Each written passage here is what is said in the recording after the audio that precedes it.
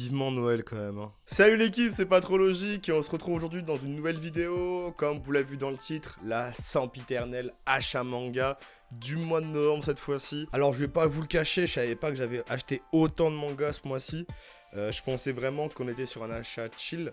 Et quand je vois l'ensemble des mangas devant moi, bah je me dis que chill c'est quand même relatif comme mot. Alors comme d'habitude, on va commencer par les achats neufs, nouvelles sorties, ensuite les achats neufs et enfin les occasions. Ce mois-ci chez Crunchyroll sortait Time Paradox Ghostwriter. C'est un manga en 2 tomes. Alors le fait que ce soit en 2 tomes, ça m'a un peu dérouté. Je me suis dit qu'une histoire en 2 tomes devait être pas folle ou en tout cas pas hyper bien finie. Malheureusement, c'est comme ça que ça se passe au Japon. Quand une histoire ne plaît pas, bah, elle est arrêtée. Je trouve ça un peu étrange que Crunchyroll ait décidé de la publier quand même. En tout cas, ce premier tome est assez cool. C'est dommage que ce soit fini en 2 tomes. Pourquoi c'est fini en 2 tomes? C'est le vendeur qui me l'a indiqué, c'est le libraire qui me l'a indiqué. C'est parce qu'apparemment, le Japon a un rapport très bizarre avec le plagiat et il en est un peu question dans ce manga-ci. Donc voilà, j'ai adoré ma lecture. Maintenant, j'ai un peu peur de voir ce que réserve le tome 2. Chez Vega Dupuis, Genesis tome 5. Genesis tome 5, je n'ai pas les tomes 1, 2, 3, 4. Ou en tout cas, je les avais pas au début de ce mois. Vous allez voir un peu plus tard que finalement, maintenant je les ai.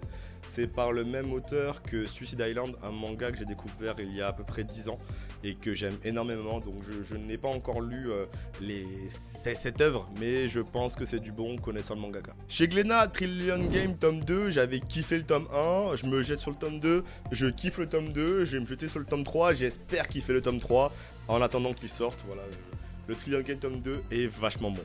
Ah, du manga français, putain de sa mère. Dreamland Remaster, tome 1. Oh, c'est un manga que j'avais découvert il y a entre 5 et 7 ans, je crois. Dans ma médiathèque à côté de chez moi quand j'étais dans le sud.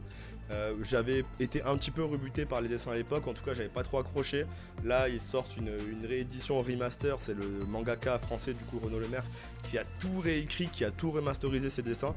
Et c'est une dinguerie, en plus c'est un prix de lancement de 5 €. Faut soutenir le manga français et en plus c'est une bonne œuvre. Donc faut se jeter dessus et moi en tout cas j'ai grave kiffé. Le premier coffret de cette saison, Mission Yozakura Family. Alors je sais pas du tout pourquoi je l'ai acheté. J'ai vu le coffret, il était pas très cher, il y a 3 tomes dedans. Et il me semble que c'était le prix de 2 tomes. Du coup je l'ai acheté. Apparemment il y avait une espèce de petite rivalité entre ça et Spy Family. Donc je me suis dit allez pourquoi pas tenter. Finalement c'est moins bien que Spy Family, mais c'est pas mal. Après c'est pas une série que je vais privilégier pour l'instant, mais en tout cas voilà, j'ai les 3 premiers tomes. C'est assez cool, c'est assez chill. On complète avec cette nouvelle sortie du coup le tome 3 de City Hunter, l'édition qui a fait tant parler. Au final j'ai les 3 premiers tomes dans mon mangatech. Le côté arc-en-ciel passe, ça va, j'aurais préféré une fresque mais ça passe. Voilà, que dire d'autre? C'est un classique du manga, c'est un classique même d'œuvres de fiction. Je vais lire le tome 3, je vais lire le tome 4, je vais faire la collection et je vais être hyper heureux de enfin tout savoir sur Yo Saiba. Mon chouchou, mon plus vilain petit canard, l'œuf qu'il y a peu de personnes qui aiment parce que c'est un shonen entre guillemets classique, Added Unluck, tome 8 qui est sorti du coup la semaine dernière il me semble. Ils vont l'adapter en animé, j'espère que ça va relancer une petite hype parce que Undead Unluck c'est vachement bien. En tout cas à mon sens, je sais que comme d'hab, c'est un manga que j'ai découvert quand j'ai redécouvert justement l'univers des mangas. Donc mon avis n'est pas super objectif, mais subjectivement c'est un bon manga et je suis content d'avoir ce tome 8. On passe aux achats neufs qui ne sont pas des nouvelles sorties. Les Cannes l'apothicaire tome 4, série découverte totalement par hasard qui au final est un putain de banger. Donc voilà, je vais pas attendre de les trouver en occasion, je vais me les faire de neuf à raison de 1 par mois je pense. Donc voilà le tome 4 qui tombe dans mon escarcelle. Mon mari dort dans le congélateur tome 2. Alors là j'ai un doute, je sais plus s'il est sorti en octobre ou en novembre. Donc dans le doute je l'ai mis dans cette catégorie là. La fin du coup de cette œuvre chez Akata, je vais pas vous le cacher, je m'attendais à mieux. Au niveau du dénouement. Après bon ça c'est pas non plus trop dégueu. Faudrait que je me renseigne quand même sur l'histoire de la publication parce que je sens que l'auteur voulait aller beaucoup plus loin que son récit en 2 tomes et il n'a pas eu le temps, il n'a pas eu l'occasion parce que là il y a dans les, je sais pas comment vous expliquer, dans le dernier, les 3 derniers chapitres, il y a plein d'éléments qui sont balancés qui auraient pu faire encore les 5, 6, 7, 8 tomes et bah là c'est pas le cas. Donc un peu un goût d'inachevé, même si l'œuvre peut se suffire en elle-même. enfin, putain, un banger sans nom que je peux enfin continuer.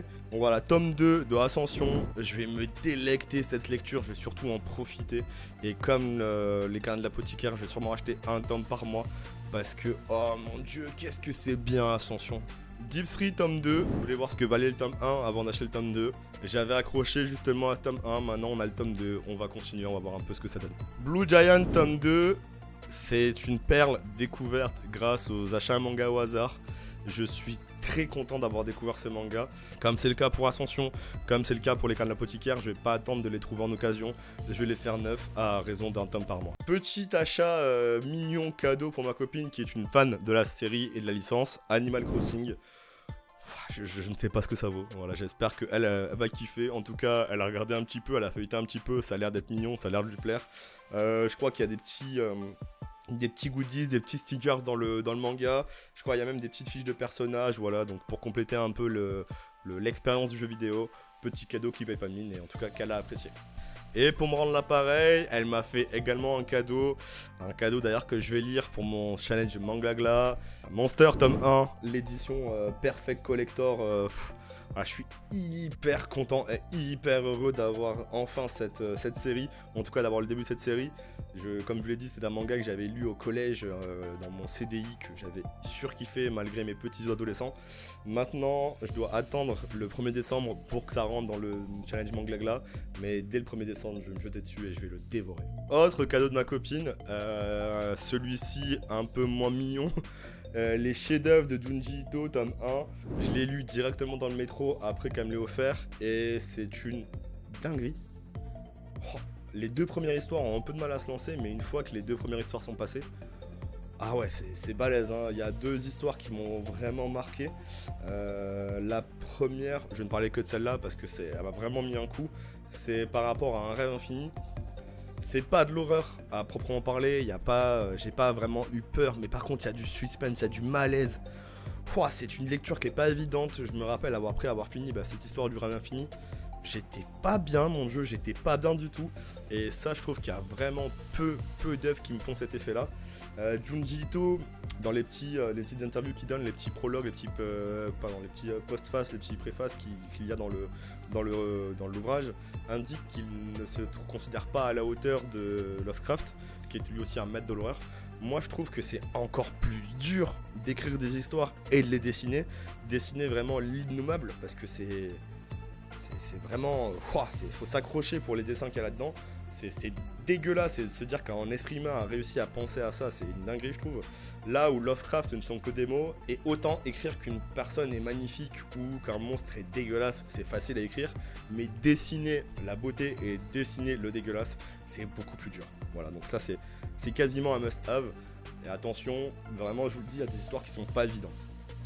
On va passer au gros cette vidéo avec les achats d'occasion, et comme je vous le dis, j'ai le tome 59, donc forcément Genesis, tome 1, 2, 3, 4. Les trois premiers que j'ai trouvé chez, je crois peut-être c'est Book Off. Et le quatrième que j'ai trouvé chez Gilbert Joseph. Donc comme je vous l'ai dit, c'est une série que je voulais absolument faire. J'ai les 4 premiers d'occasion, j'ai acheté le 5e neuf. Maintenant il manque plus qu'à les lire. Le tome 4 de Judge aux éditions Kiun. Comme je vous l'avais dit, Judge c'est une série qui, les 2 premiers tomes j'avais eu du mal. Le 3e suffisait à donner envie d'acheter le 4e. Du coup j'ai craqué, je l'ai trouvé d'occasion chez Gilbert Joseph. Seul petit défaut, c'est que j'ai les nouvelles éditions Kiun avec le nouveau logo en bleu. Et là j'ai j'ai le tome 4 avec l'ancien logo Kiun, avec en rouge du coup, l'ancien logo qui fait un peu tâche du coup dans le manga tech, mais bon c'est le prix à payer. Petit clin d'œil encore une fois aux achats manga au hasard. Vagabond, tome 3, je vais essayer de me faire la série, je crois qu'il y a 37 tomes en occasion. J'ai pas le tome 2, là je trouve le tome 3 par hasard, donc vu qu'il est en occasion, qu'il est moins cher, je l'ai pris. En tant que chineur de manga, il y a certains tomes, certains ouvrages, certains titres que je vois beaucoup passer sur Vinted et sur Le Bon Coin. L'un d'eux était Twilight Bound Hanako-kun, et quand je l'ai vu à Micromania à 2,50€ le tome, les 2 premiers, j'ai pas pu résister, je l'ai acheté.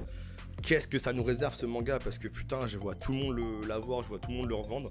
Est-ce que c'est nul? Non. Non, en vrai c'est assez mignon, c'est pas trop mal. Seul petit défaut, j'ai envie de vous dire que ce n'est pas un banger. Et que du coup ce sera pas prioritaire dans les achats manga. Made in Abyss tome 3, voilà, je l'ai trouvé d'occasion, je l'ai acheté. C'est un manga qui a du potentiel. beaucoup plus mignon et beaucoup moins à problème. The Quintessential Quintuplet, donc comme d'hab, QQ, tome 3, hyper mignon, je kiffe la série. J'ai vu qu'ils étaient en train de les sortir en édition couleur, ce qui peut être pas mal pour identifier les filles selon leur couleur de cheveux. Je sais pas si je continue en édition couleur ou si je continue l'édition classique, donc à vous de me dire ce que vous ferez à ma place. Donc voilà, tome 3 en édition classique, en occasion. Petit clin d'œil encore une fois à un achat manga, cette fois celui chez Apumbapun, Goblin Slayer, j'avais kiffé le tome 1, du coup maintenant tome 2, 3, 4, que j'ai trouvé en occasion du coup dans une boutique spécialisée à Dijon. Maintenant je vais continuer, voir si le serpent se mord la queue ou si l'histoire continue de plus belle. Manga qui je pense va parler à pas grand monde, Helvetica aux éditions Kurokawa. C'est un manga qui parle de... comment dire exactement ? C'est un manga qui met en scène des personnages qui sont des sorcières entre guillemets, mais qui ont chacun un pouvoir, enfin chacune un pouvoir assez particulier, un peu à la manière des alters de My Hero Academia. Et on se rend compte qu'un personnage, du coup le personnage principal qui est un homme, obtient des pouvoirs alors qu'il n'est pas censé avoir ces pouvoirs là, il obtient les pouvoirs du feu et du coup on suit un peu ce personnage qui se retrouve catapulté dans un monde avec des codes qu'il ne connaît pas, des ennemis qu'il ne connaît pas, des alliés qu'il ne connaît pas. Qu'est-ce que je peux dire, c'est bien dessiné, sauf les scènes de feu. Les scènes de feu sont super brouillonnes et super sombres. Je parle pas de l'ambiance, hein, je parle vraiment des dessins, c'est super noir, il y a énormément d'encre, parfois on a du mal à s'y retrouver. C'est une série en 4 tomes, donc je vais essayer de la faire tranquille. Comme vous le savez, j'ai commencé énormément de séries avec le tome 1. Enfin, c'est mieux de commencer avec le tome 1, mais je veux dire j'en ai beaucoup de commencé et pas poursuivi. Donc là, voilà, j'essaie de compléter comme je peux. Helvetica. Là, on arrive sur les deux derniers achats qui sont balèzes.